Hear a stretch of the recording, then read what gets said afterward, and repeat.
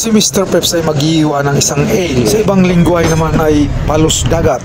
Patuloy-tuloy na nga nating hinihiwa ng marahan lang naman na mayroon kaunting kabilisan din lang naman.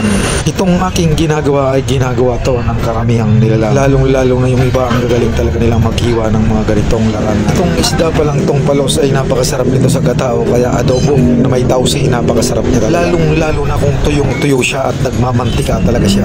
Yung balat nito pag kinain mo siya'y umaalsa, parang baboy siyang makapal na. Itatagis ko muna yung aking sandata para mas tumulis siya. Patuloy-tuloy na nga tayo sa ating mga ginagawang simple lang naman.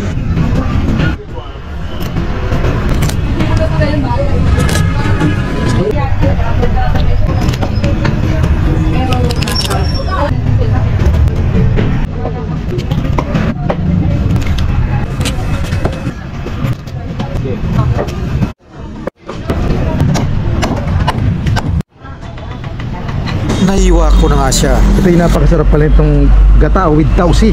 Sa mga Chinese, yung nagmamantika, yung pinakamasarap na luto talaga nito. Dito rin yung mga masarap kamatisan. Sabaw pa lang ito, ulam na. Salamat, ingat.